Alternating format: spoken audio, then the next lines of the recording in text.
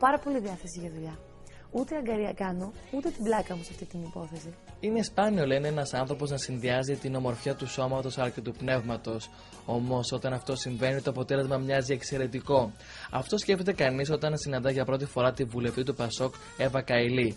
Συγκροτημένη, γοητευτική, εργασιομανής και με πολύ έντονα πιστεύω. Η Εύα Καηλή άνοιξε την καρδιά της και μιλάει για πρώτη φορά μπροστά σε τηλεοπτικό φακό. Έχεις σκεφτεί ποτέ να τα παρατήσεις και να γυρίσεις πίσω στη Θεσσαλονίκη και να συνεχίσεις το επάγγελμά σου? Ναι, συνεχώς, καθημερινά.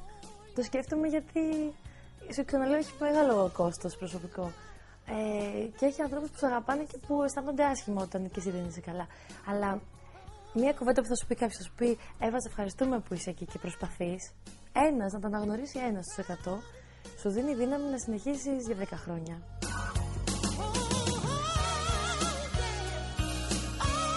Της έχουν χρεώσει πολλά για την προσωπική της ζωή και τα μέσα έχουν δημιουργήσει μια πλασματική εικόνα για το χαρακτήρα και την προσωπικότητά της, υποστηρίζει η ίδια. Έχεις ένα φόβο απέναντι στα μέσα πλέον? Κοίτα, το πέρασα και αυτό το στάδιο. Τώρα είμαι σε ένα άλλο στάδιο, λοιπόν, διαφορετικό, που έχω αρχίσει να καταλαβαίνω ότι αυτό το πράγμα δεν θα σταματήσει ό,τι και να κάνω.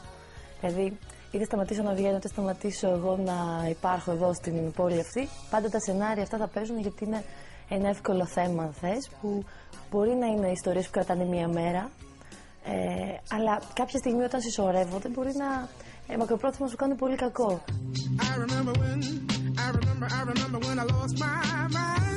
Δεν είναι λίγες οι φορές που έχει γίνει εξώφυλλος σε περιοδικά και πρωταγωνίστριες για τηλεοπτικά ρεπορτάζ. Αυτό, όπως δηλώνει η ίδια, την ενοχλεί βαθιά, αλλά πλέον προσπαθεί να δείχνει αδιαφορία. Το δυσάρεστο είναι να κάνεις μια σκληρή και σημαντική δουλειά, γιατί η πολιτική είναι πολύ δύσκολη δουλειά, όσο και αν αυτό δεν έχει περάσει από κάποιους πολιτικούς έξω.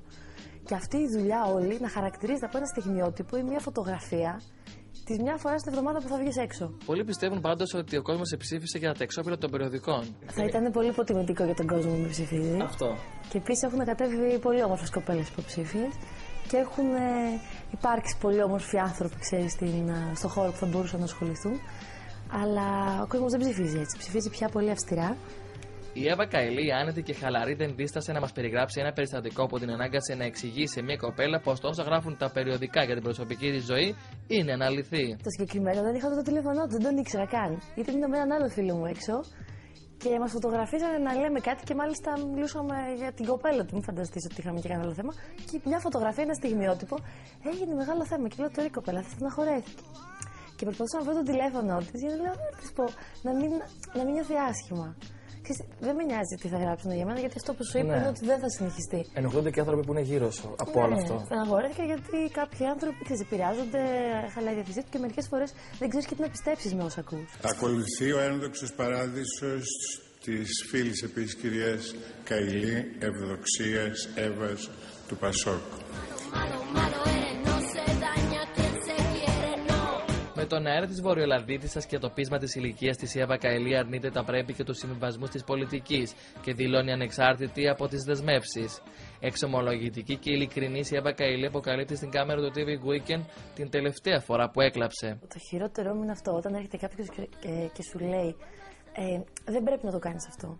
Ή παιδί μου, κάνε κάτι επιτέλους για να σταματήσουν όλα αυτά και να ασχοληθείς με την πολιτική. Μπορεί να σου ζητάει κάποιος να αλλάξει τη ζωή σου για να υπάρχει στην πολιτική. Δηλαδή είναι παράλογο και από μόνο του ως αίτημα. Δηλαδή πρέπει να προσαρμόζεται η πολιτική στη ζωή σου. Έτσι, για αυτά τα δύο να είναι παράλληλα.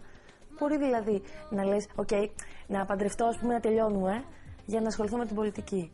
Δεν μπορεί η προσωπική σου ζωή να παίρνει τέτοιο ποσοστό ή να μπαίνει σε αυτή τη θέση ή σε αυτά τα πρέπει. Με πτυχίο αρχιτεκτονικής, η Εύα Καηλή από τα 14 της κιόλας βρέθηκε στο στίβο της πολιτικής. Συμμετείχε σε πορείες και διαδηλώσεις, ενώ δεν άρχισε να γίνει ενεργό μέλος της νεολαίας του Πασόκ. Ξεκίνησα από πολύ μικρή, σε αμφιθέατρα, σε πορείες, σε δημόσιο σχολείο πήγα. Ήμουν πάντα πολύ κοντά στον κόσμο και παραμένω.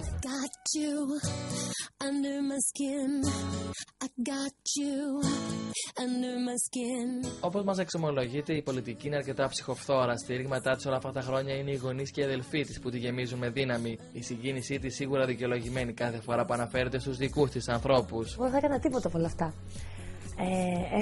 Τους αγαπάω πάρα πολύ γιατί με αντέχουν όταν περνάω πάρα πολύ δύσκολα ή όταν πιέζομαι και εγώ ψυχολογικά, πιέζονται και αυτοί ή ακούνε όσα ακούν και παρόλα αυτά παραμένουν, ξέρεις, κοντά μου. Και για την αδερφή μου την αγαπάω πάρα πολύ και ακούει και αυτή εξαιτίας με τα σωρό πράγματα. Λοιπόν, αλλά σε αυτούς χρωστάω το πάντα. Οπότε αυτό μας έλειπε. Τους προσέχω όσο μπορώ. Οι πολιτικοί πιστεύουν κάποιοι πως δεν είναι σπορ για νέους. Η είσοδος της Εύας Καηλή στο κοινοβούλιο σίγουρα παραξένεψε πολλούς και κάποιους άλλους τους δυσαρέστησε. Έχεις νιώσει όλο αυτό το αρνητικό κλίμα, την αρνητική διάθεση από συναδέλφους σου στη Βουλή μέσα?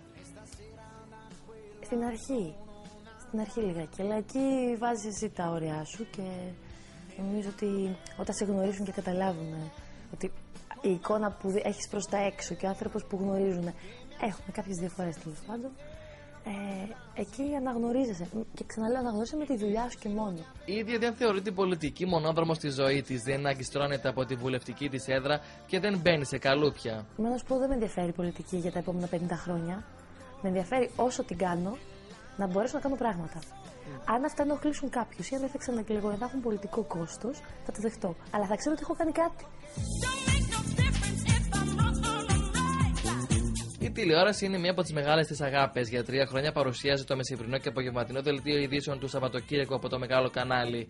Θα επέστρεφε όμως ξανά στην τηλεόραση. Υπήρχε περίπτωση να επιστρέψεις στην τηλεόραση, σε κάτι ανάλογο? Ναι, βέβαια.